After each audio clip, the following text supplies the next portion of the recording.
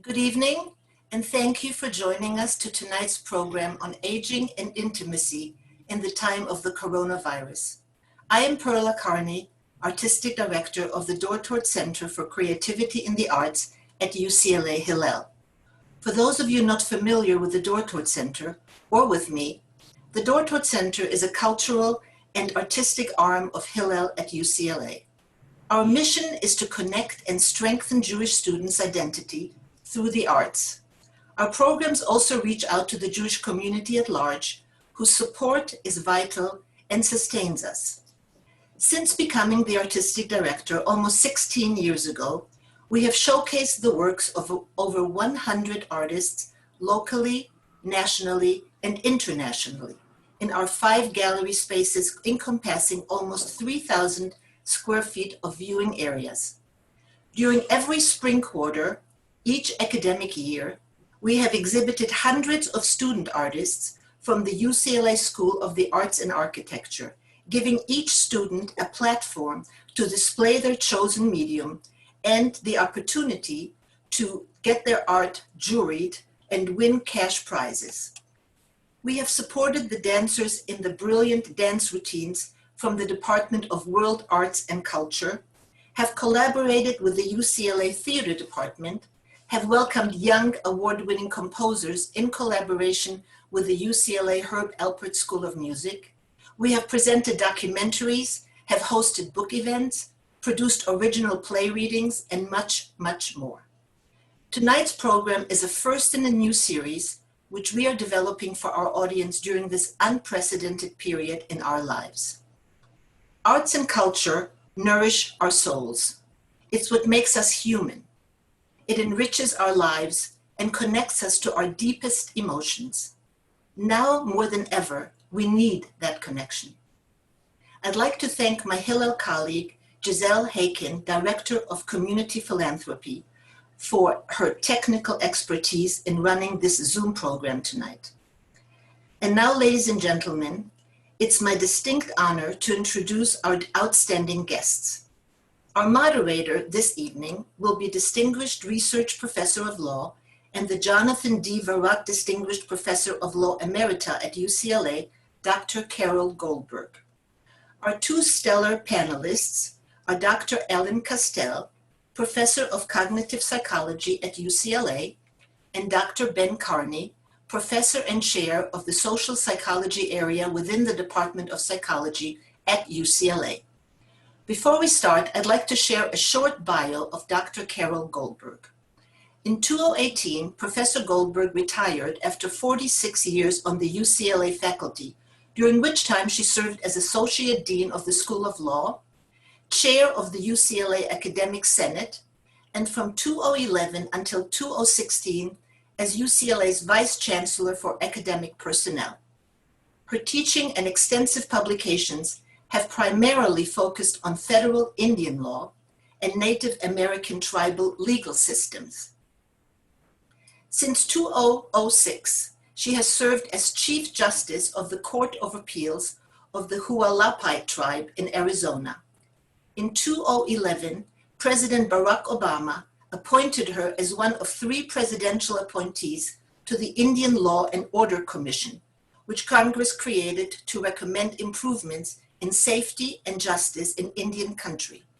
And in 2013, the Federal Bar Association's Indian Law section gave her its Lifetime Achievement Award.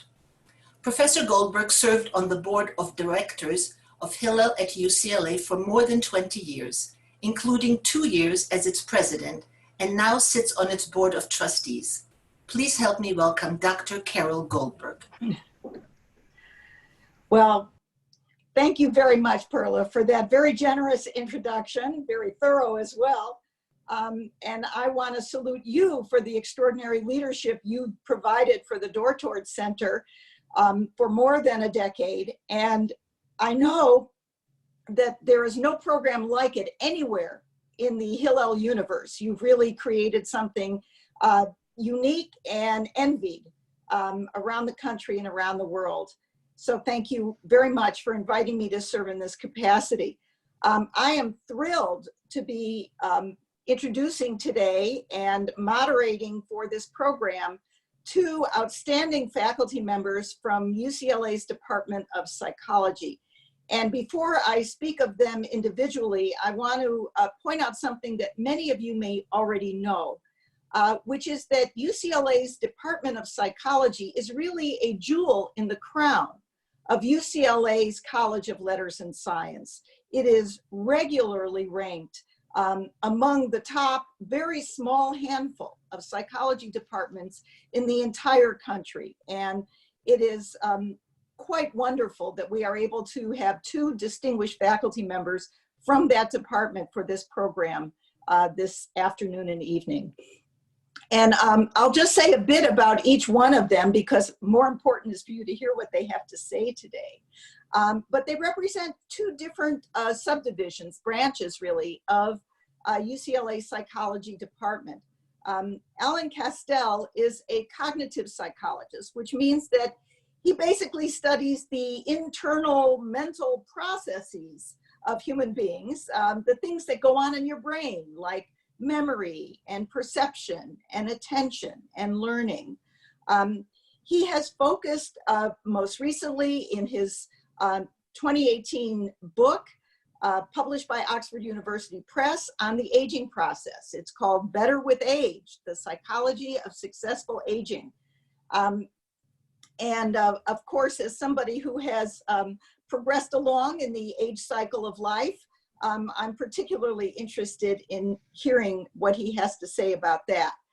Now, Ben Karney is a social psychologist, which means that his focus in his studies is how relationships and interactions are either facilitated or made more difficult by external circumstances. So social psychologists are very interested in the way one's social context affects the individual's thoughts and feelings and behavior. And he also has a clinical dimension to his interests, which is a significant part of the UCLA psychology department. His work studying intimate relations has been tremendously supported by foundations and the US government agencies, as he has studied all variants of relationships, new marriages, marriages where one of the partners may be in the armed services, low-income relationships, and so on. So he has a very wide range of understanding and has worked not only with UCLA, but has an affiliation locally with the RAND Corporation, which is a major social science research operation. So, and of course, as a person who also has an intimate relationship at my age, I'm very interested in what he has to say about how intimate relations have been affected by our current conditions. So what we're going to do today is we're going to begin with some relatively brief opening remarks by each of our speakers. And then after that, I'm going to present some questions that I have formulated to them. And also, we have solicited your questions from other participants in this program. And we will be presenting some of those to Professor Castel and Professor Carney. So I'm going to ask Professor Alan Castel to begin with his opening remarks. And when he's finished, we'll hear from Professor Carney, and then the questions will emerge. Well, thank you very much for inviting me, and I appreciate the large audience that's turned out for this evening's session. I think we're all in a position where we're trying to think about how to keep ourselves sane during a time where we're stuck inside, navigating outside. All of our habits are different, or we're not interacting with the people that we love, the people we're used to seeing, our work environment. And this can have a significant impact on our psychological well-being. So my research is interested in how people selectively remember information, how our memory changes with age, and what we can do to ensure that we stay sharp and active as we get older, this concept of successful aging. And I've approached this interesting challenge by looking at the psychological aspects of how we think of ourselves as we get older. And the truth is, as we get older, one of the interesting things is we actually tend to feel younger. In fact, if you ask people how old they feel, people often feel about 20% younger than their actual age. And maybe that doesn't feel like it right now, but you know, as we start to get gray hair or lose our hair, we're often surprised to see our image in the mirror because we might not feel that age. So our subjective age is very important. It predicts the kinds of behaviors we do. It also predicts how long we'll live. So I think from a psychological aspect, that's one way I got interested in this idea that aging isn't all about wrinkles and gray hair. It's also what we think about and how we engage in behaviors that can keep us healthy.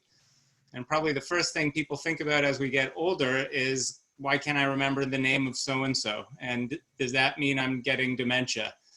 And the short answer is names are very hard to remember. And the more names you have in your brain, the harder it is to retrieve them at any given time. So this is a common occurrence. It can be frustrating, but it doesn't necessarily mean that you have, you know, the onset of dementia. And there's a lot we can do to ensure that our brain stays sharp and active. So I'm happy to talk about questions about that.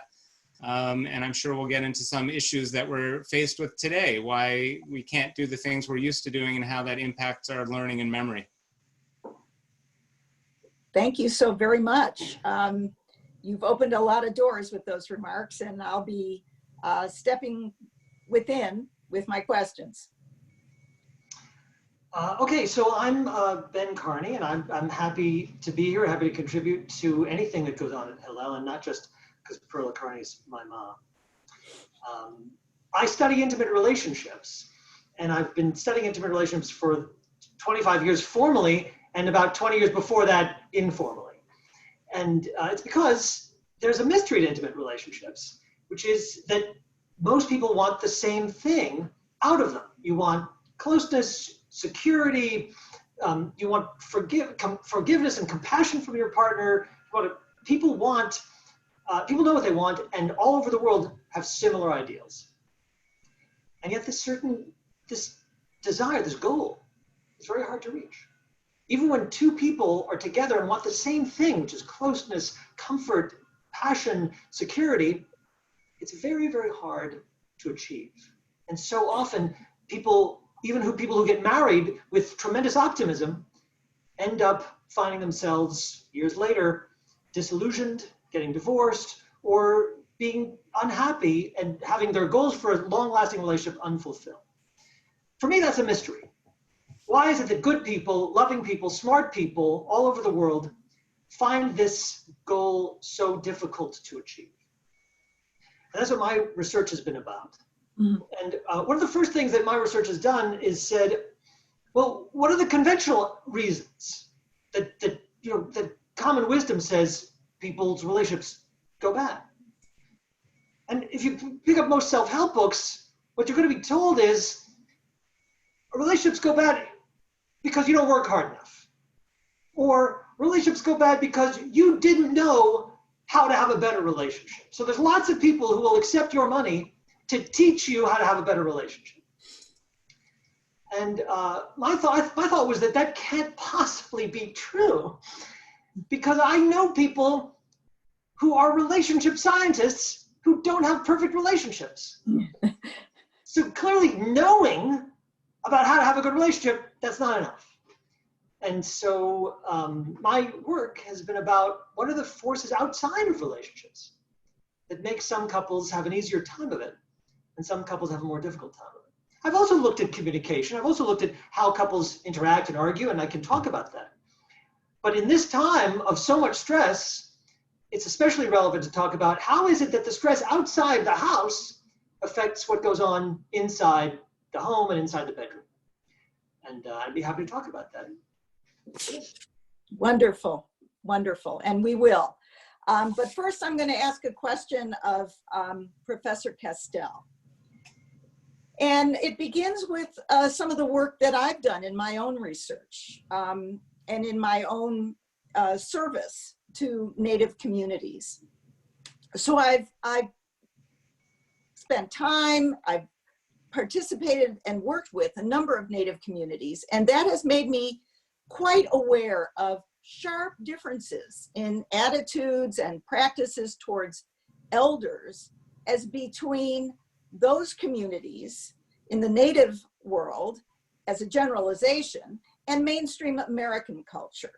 And I'll give a few examples. So for example, it's very unusual in a Native community to have an event where food is served, where there isn't a clear understanding that the elders are to be served first. And in most Native communities, even though the resources may not be many, one of the first social services that will ever be provided by the tribal community will be regular lunches and community meetings for the elders themselves. And if there is a shortage of resources, that will be the last service that will be ended. So what I'm wondering, Professor Castel, is how do you think mainstream American views and treatment of elders have played out during this current coronavirus epidemic? And how, if at all, do you think that the epidemic may be affecting the attitudes and practices towards elders? I think it's a great point, first of all, to consider the cultural backgrounds that we live in and our expectations of how we should behave. And I think in the US and in Western culture, we have an approach to aging that is one often of decline. Sometimes we even try and hide our age, starting from dyeing our hair or wrinkles. But in other cultures, that's a sign of aging, but it's also a sign of respect. It's a sign of wisdom. So our approach to aging and our expectations really do matter. And these can also be a result of our stereotypes of what we expect as we get older. And some of these stereotypes might be true, that maybe we drive slower or we are more prone to eat our meals earlier in the day. But some of these stereotypes are not necessarily true, and they're perpetuated by beliefs of younger people. And so as we get older, we start to be surprised that, why am I aging this way, but I don't feel older? Or, why might younger people actually cause some stress when I'm asked about my memories? So there's this concept of stereotype threat that when you're older and you're asked your age and then you're given a memory test, you're going to underperform. Because you've just been asked your age, and we have expectations about what happens to memory as we get older. Compared to if you're asked the same question but given a test and it's called a wisdom test. Even if it's the same memory test, you perform better. So how can we explain that? And I think it's because our expectations really do matter. And that's just in the memory realm. As we get older, many people want to live in their own homes and live a life that's independent. And in some cultures, that's easier to do. And in some cultures, there's 3 generations in a household. So you get a lot of help and you get a lot of interaction with the younger generation.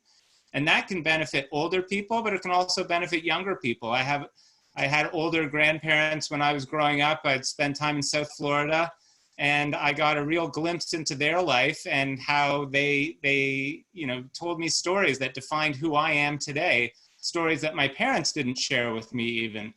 So I think, being around a multi-generational household can be very beneficial. And these are not necessarily things that we emphasize in our culture. So I think cultural aspects play a big role, and they probably play even more of a role now when we're stuck inside, when we might have limited contact. Who are we going to turn to? What sort of social support is in place? A lot of our habits change. If you're used to going to an exercise class or meeting people for lunch, you might not be doing that. But what sorts of habits can we engage in, whether it's a regular walk or FaceTime or eating well? These are all important things to consider when we're under these unusual conditions.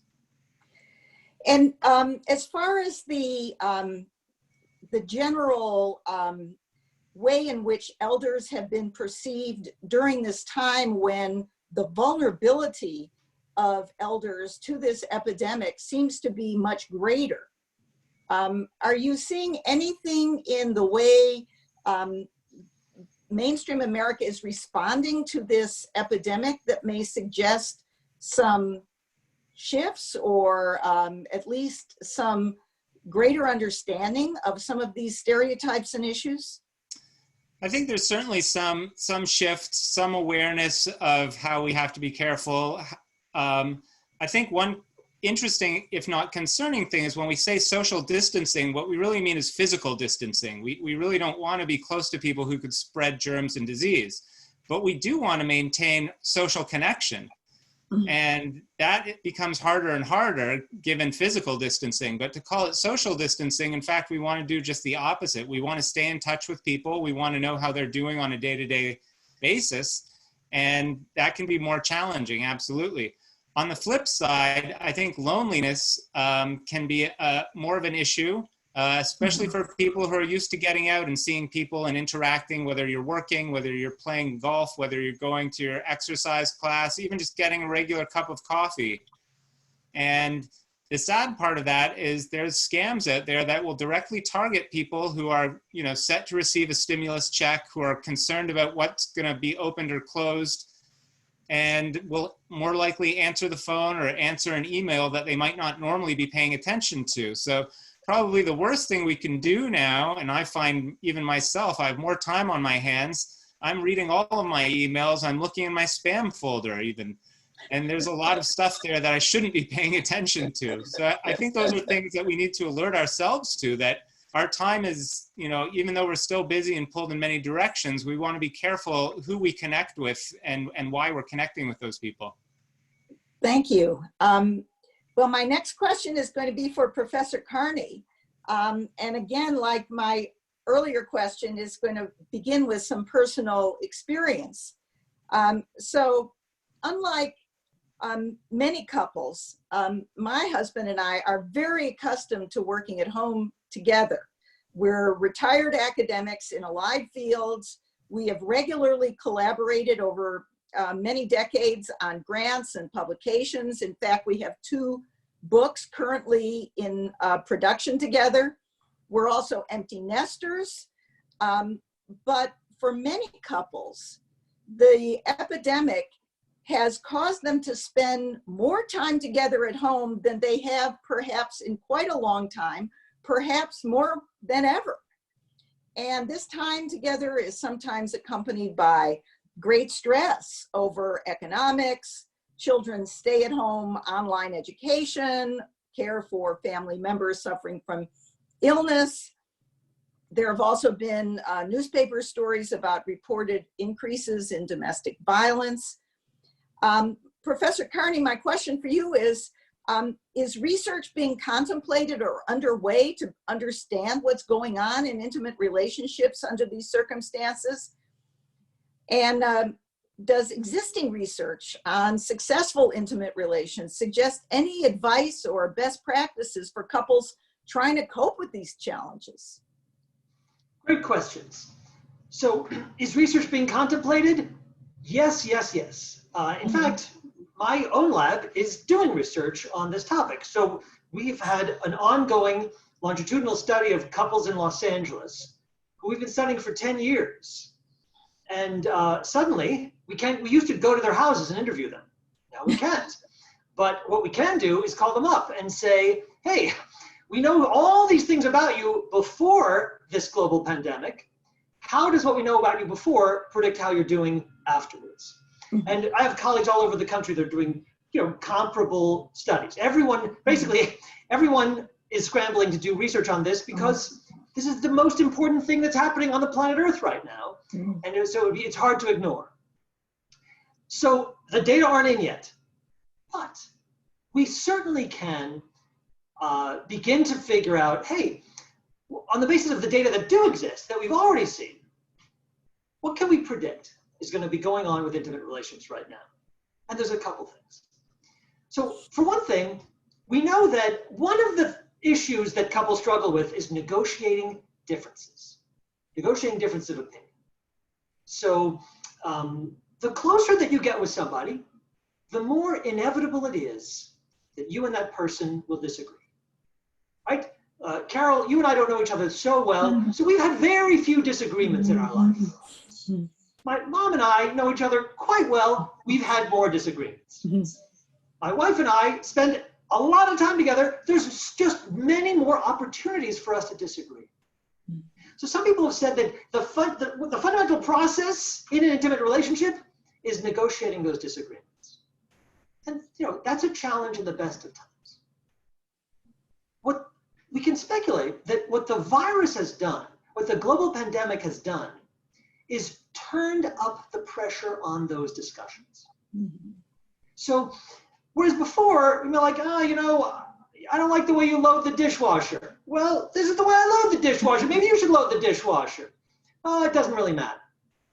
But now I might say, I think we should all wear masks every time we leave the house, like the mayor just told us yesterday. And you might say, it's not so important.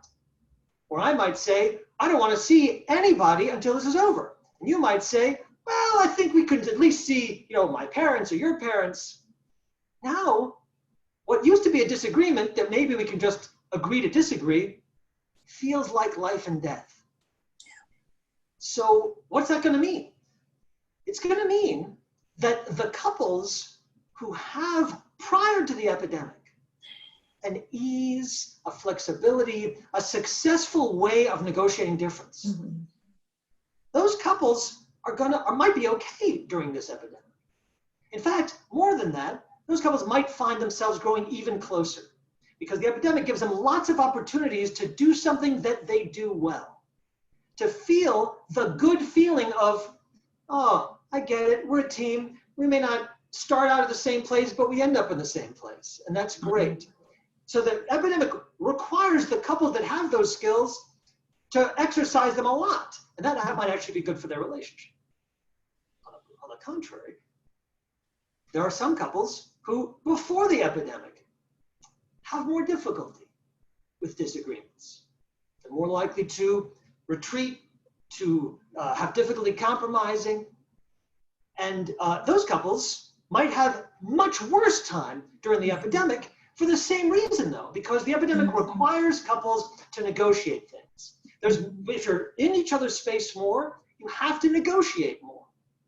And because there's all this stress and pressure and life or death decisions that we're all making on a daily basis, simply whether we wash our hands or not, it makes the consequences feel very intense. Mm-hmm. So the couples who have trouble disagreeing are now saying, wait a minute, this disagreement isn't just unpleasant, it's a life or death thing, and it makes it that much harder to resolve. Mm-hmm. How can I compromise when I think that mm-hmm. compromising is to risk our lives? Yeah. So the prediction is that being quarantined with your partner mm-hmm. will improve good relationships, and it might threaten relationships that have some vulnerabilities. Mm-hmm. So our social services to deal with issues like domestic violence may have to be ratcheted up under these circumstances. There are a lot of people who are talking about this now, mm-hmm. that the requirement to stay at home is great if you like your home and the people in it. Mm-hmm. Yeah. It's dangerous if your home is a dangerous place. And this is true of people who struggle with intimate partner violence. It's true of young people who, would like to get away from parents that they either don't get along with or who don't accept the choices they've made in their lives or what have you. And all of those people are experiencing struggles now. So I would have to agree with you, Carole, that social services should be gearing up for a lot of issues that may emerge or be revealed once this quarantine is lifted. Yeah. And perhaps to ratchet down the number of occasions for difference, maybe ensuring that each person in the relationship has some separate time and separate sphere of action might help in at least keeping down the number of occasions when those differences arise. Well, people differ. A lot of research shows that different individuals differ in their preferences for connection versus independence. I mean, everybody likes a share of independence and a share of connection, time on my own and time with my partner, if you have a partner. But people vary a lot in what their preferred balance is. Mm-hmm. So for example, some people are saying, wow, 3 months trapped in a house with my partner, my wishes have come true. Other people, not so much. So again, there's this event that's affecting the whole world is affecting different people differently, very differently, depending on their individual differences, like what kind of person they were in advance, the relationship that they had in advance, and their circumstances. Mm-hmm. So, for example, you mentioned you and your husband. You don't have children in the house. You work at home. You work collaboratively anyway. You guys are in a pretty good shape. There are other people who, prior to this epidemic, were dealing with stress, were dealing with challenges in their life. Those challenges didn't disappear and be replaced. Okay, now I'm going to focus on the epidemic and I won't deal with those challenges. They're dealing with the epidemic and those challenges. The challenges of having young kids at home, having maybe teenagers who are suddenly thought they would be in college and suddenly are in your house again, even though they thought they were leaving. People who are dealing with health problems separate from COVID-19. Those people are less fortunate and presumably will have a harder time. Well, I'm going to shift back now to Professor Alan Castel and pose a question to him. I've been very interested to hear what you've had to say about how people understand their own age. I often say to people that my age sounds worse than it feels. But I thought I would share with our entire set of participants some of the things I've been doing during this stay-at-home period, and get your views, Professor Castel, about whether any or all of these might be associated with successful aging. So I've been playing words with friends with my high school age and adult grandchildren, walking 5 to 6 miles a day with my husband, have more time to be doing that, working out with weights a few times a week, which my osteoporosis doctor definitely recommends, and eating blueberries whenever I can. And I'm wondering whether these are things you would normally recommend for healthy and successful aging, and whether your recommendations are any different during this stay-at-home period. Well, Carole, you're a real role model in some ways. So thanks for sharing your good insights. I think what's critical here is there's many things you can do to make sure you're staying sane and aging well. And there's not just one thing that's going to solve any challenge. So I think staying stimulated is important. You know, if we're not working, we still want to find ways to be engaged. And sometimes that might mean reading, it might playing words with friends, connecting with people online can be very good. The research shows that the best thing you can do for your memory, contrary to most people's beliefs of playing more, brain games or even crossword puzzles, is walking, physical exercise. And there's good research that shows randomly assigning people to walk or stretch, the group that walks 3 times a week for 40 minutes is going to be better off 6 months later, even a year later, in terms of their memory and their hippocampus, the part of the brain that's really involved in memory, and tends to decline by about 1% in volume after the age of 50. And what they found in this walking group after 1 year is that the hippocampus increased in volume by 2%. So literally your brain is growing. And so I think that's important and sometimes surprising to people, because we often think to keep your brain sharp, you should be doing more brain exercises, but really the brain is hogging a lot of the blood and oxygen that you're getting from walking. So walking is a great thing to do. If you can do it with someone else, great. If you want to do it on your own, maybe following Ben's advice, maybe that's a good thing too as well, if you need more alone time. And as for finding the one activity or doing the one thing, I like to share what John Wooden shared with me. I interviewed many people for my book, partly because I wanted some mentors or people who could provide, some real insight on what it means to age well. And some of these people were John Glenn, Maya Angelou when she came to UCLA, Jack LaLanne, speaking of exercise, all great interviews. But of course, interviewing John Wooden was, just a thrill for me. And he told me that the 2 most important words in the English language were love and balance. And he said, find the people you love, spend time with them, but also find the things you love that you're passionate about. And, you know, those are the activities that'll keep you sharp and keep you connected. And the second part is balance. And I think that's what's really thrown out of whack here during this coronavirus is our balance is gone. We don't have a work-life balance, or if we do, we're working from home a lot. We are, you know, maybe we have children, maybe we have other responsibilities, and everything's changed. So our balance is off. And that's kind of our mental balance, but even our physical balance. And after the age of 65, 1 in 3 Americans are going to suffer a fall, and a fall can lead to a fractured hip, collarbone. It happened to John Wooden when he was going to the bathroom at night. He fell and broke his wrist and his collarbone. He lay on the floor for the whole evening until morning, till someone came and helped him. He was lucky he survived that fall. But if we have a fall when we're older, we're less likely to then recuperate and be walking. And if we're not walking, our memory starts to decline. So it's a big cascade. So balance is not something people typically think about. They think about their memory and how to keep that sharp. And I tell people, if you can stay on your feet, that's more important. And you don't need to pay money and play more games online to keep your balance sharp. I practice it every morning, and I got this tip from someone I interviewed. Every morning when I brush my teeth, I balance on one leg for 30 seconds. And then I brush my teeth and balance on the other leg for 30 seconds. Sometimes I try and do it for a minute. And some days I'm better at it than other days. So if you want to do tree pose and yoga, that's fine. And if we were live in a room together, I'd have us all stand up and practice this and see how long you can stand on one leg. And some of you might be surprised that it's not as long as you might think. And so imagine then a trip to the bathroom at night and there's a carpet or a pet and you stumble and you can't regain your balance. So, you know, eating blueberries, that's important, but that's probably not going to keep you on your feet. I think balance training is what we really need to be paying attention to.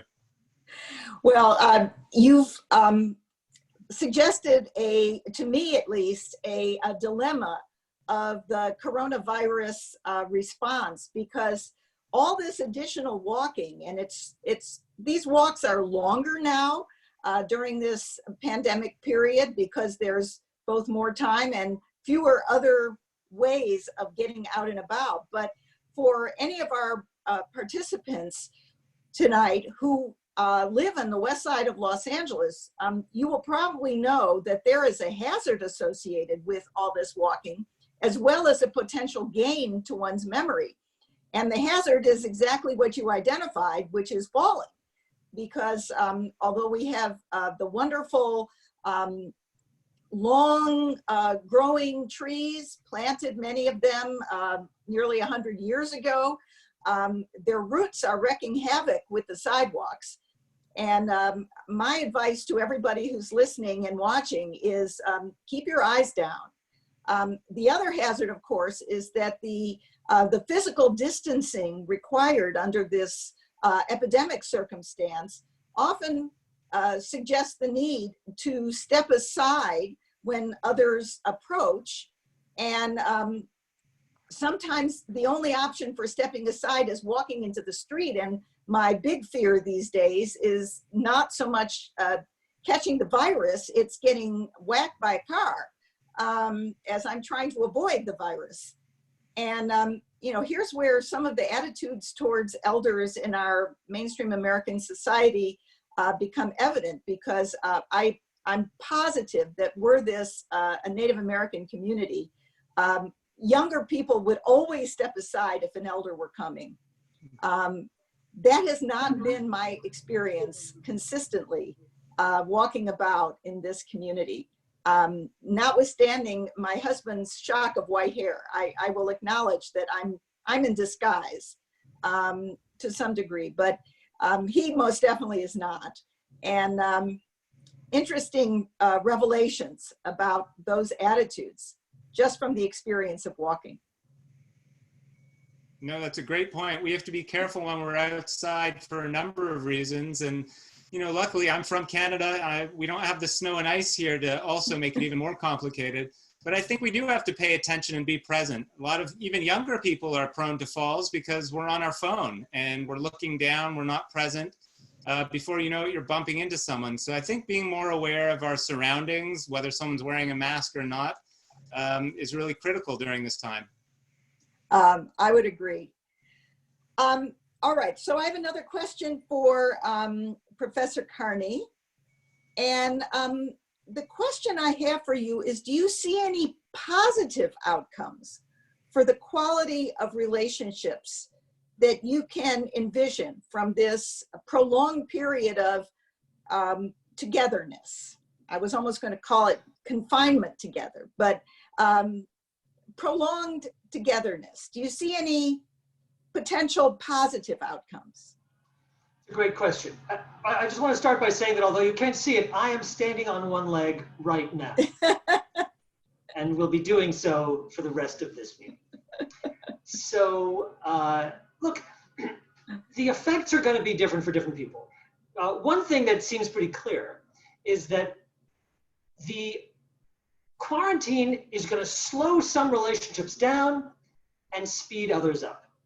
So there's a lot of people out there who, when the curtain fell, when the quarantine really hit and the stay-at-home orders landed, were maybe in the beginning stages of a relationship, or weren't in a relationship, or we're just meeting people, or dating people, or seeking partners out online. A lot of those relationships will be either slowed down because there's some acceleration intimacy that can't happen when you're separated. Like dating has been way slowed down. You can talk to someone online and learn about them, but you can't immediately go and meet them and hook up with them. So there's a lot of slowing down on that side. The people who are in relationships may have used the quarantine as a chance to accelerate some decisions. Mm-hmm. Like, oh, well, I could be quarantined away from you, or I can practically live with you. I think a lot of couples are living together now that might have slowed down that decision. Now, none of those are necessarily good or bad outcomes. They're just changes that are happening from not within the relationship, but from reaction to outside the relationship. Back to your question, in what ways can confinement help couples? The truth is that people have been thinking about that for a long time. Going back to a very famous sociologist, at least in my kind of circles, named Reuben Hill, who was writing about families under stress after World War II. And he was saying stress is a test. Now, all else being equal, you'd like to not have a test. You'd like to not be tested. Nobody wants to take a test. But if you take that test, it's an opportunity to pass it. And what he found is that, generally speaking, on average, couples that were stressed really suffered. It was very hard. Partly because sometimes the stress overwhelmed their capacity or their resources, and then it ended up splitting them up. But couples who passed the test ended up afterwards closer than they had been before. Which raises a question. What does it take to pass the test of stress? And Reuben Hill, in 1949, gave an answer. He said, there's three things you got to look at. Three things that we can all look at. And one is the nature of the stress. So some people are experiencing a lot more stress than others. So for example, Alan and I, lucky us, we're professors. It's a great job, and we can still do our job remotely, like we're doing it right now. So we're very privileged in that way. Other people, this same exact quarantine is much more stressful. For example, the essential workers, the people who are in the healthcare industry right now, the many millions who have lost their jobs, those people are having a lot more stress right now than we are.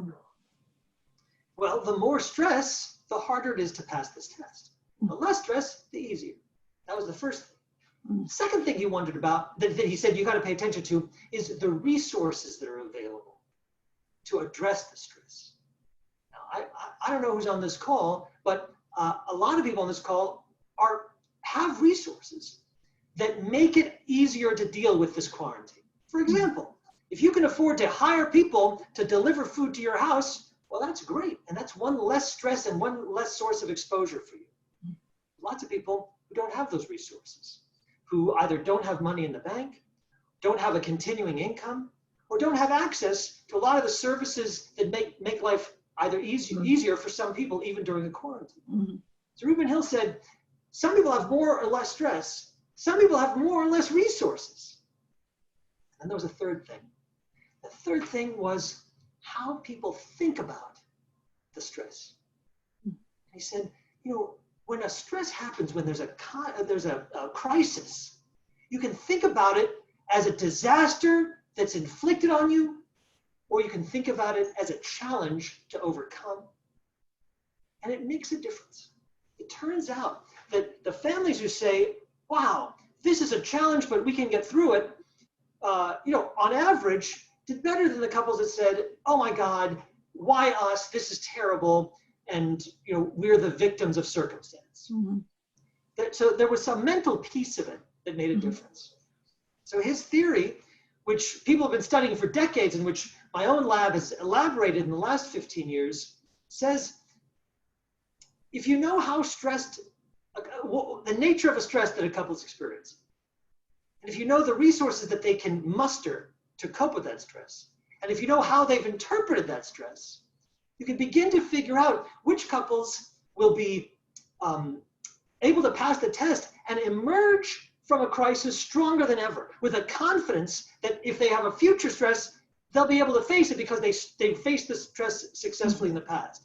Mm-hmm. Versus the other couples who are overwhelmed by the challenges that a stressor demands on them, whose resources are sadly insufficient to cope with the demands that the circumstances place on them, who might now feel less close or even break up. Yeah.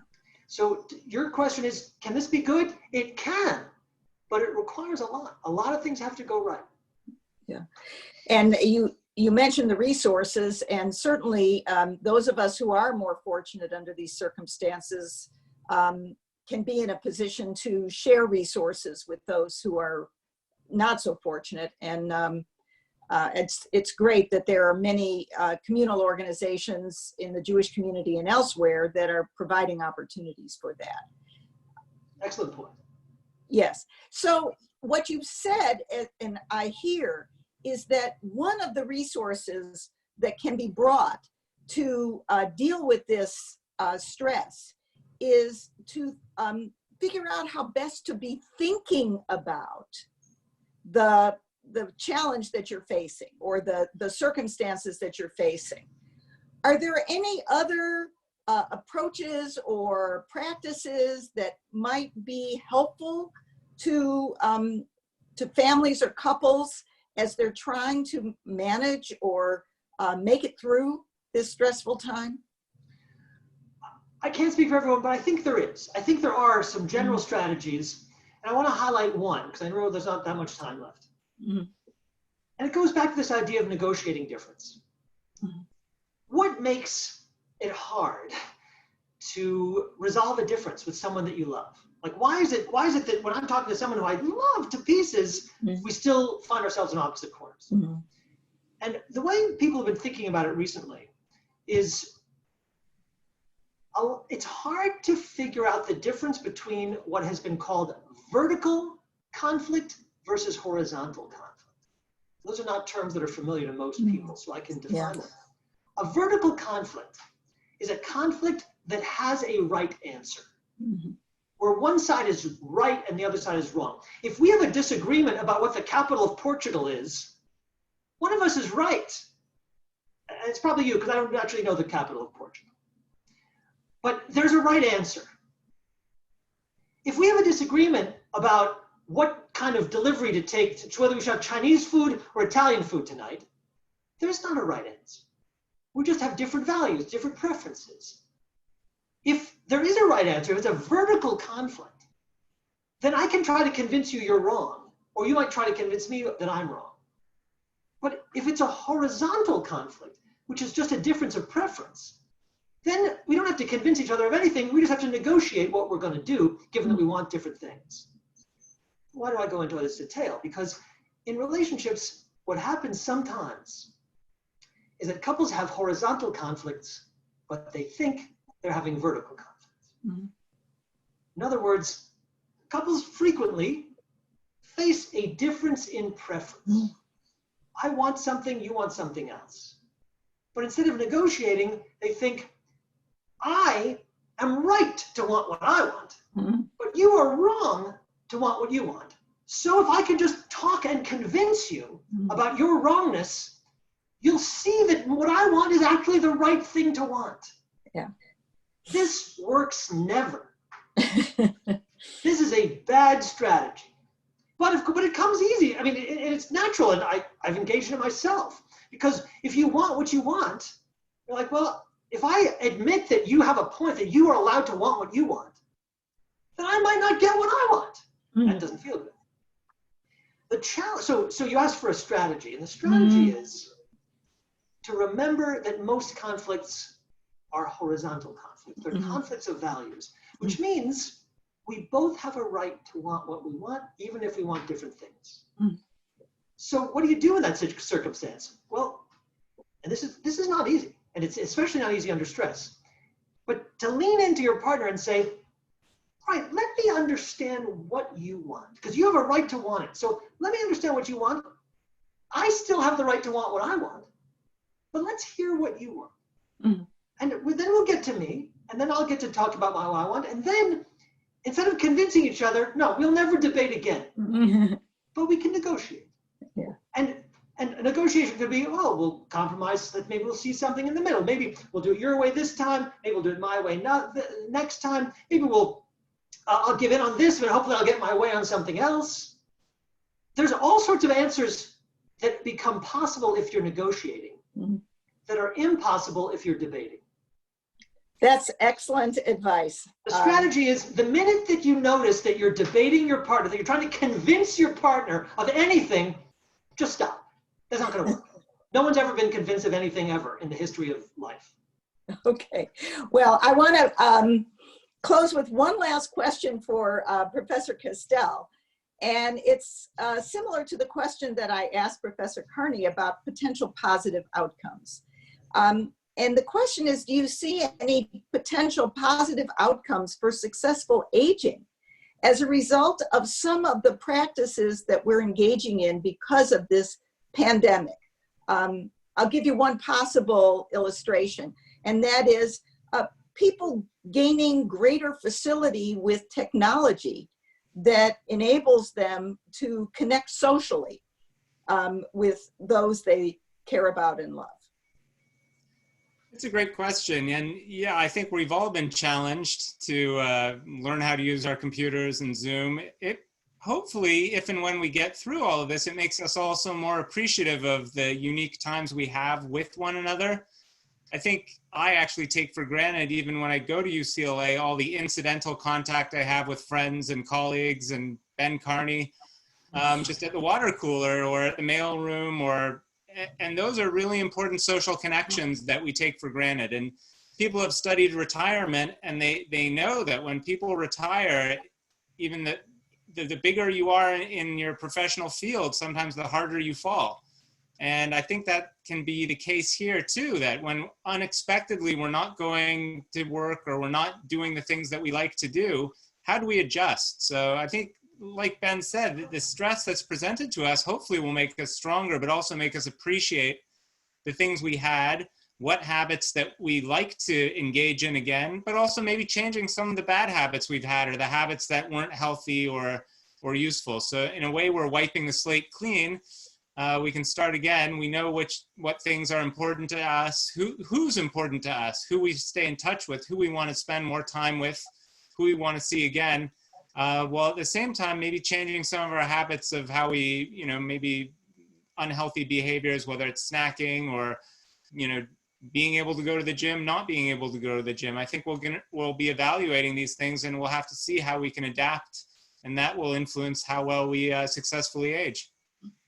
And even apart from successful aging, I've observed some practices of my own associated with the scarcity of items or the desire to avoid having to go out and purchase items that have caused me to behave in a more sustainable manner, to use fewer paper products, for example. And perhaps some of these practices will continue on. Maybe, the walks, the outdoor time, the things that do help with aging as well as other things will be something positive that we can take out of this very, very challenging time. And I want to express my thanks, my immense gratitude to both you, Professor Castel and Professor Karney, to Perla Karney for organizing this wonderful event and for her leadership of the Dortort Center, for Giselle Haken from Hillel at UCLA, who's made sure that this has functioned very smoothly and that the technology has all been seamless, and who has also been recording this event so that it will be available for people whose busy schedules during this pandemic have made it impossible for them to make this time.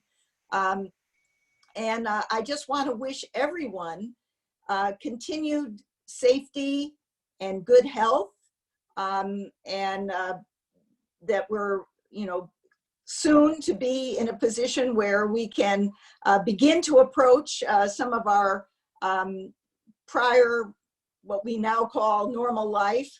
But until that happens, we have gotten some tremendous guidance, both from Professor Castel and from Professor Carney, about how to use this time more productively, to build habits that will serve us well afterwards in our relationship and in our aging.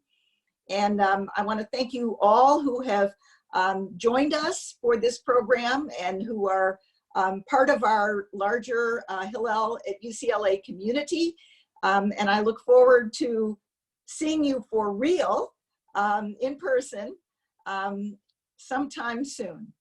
Thank you all very much.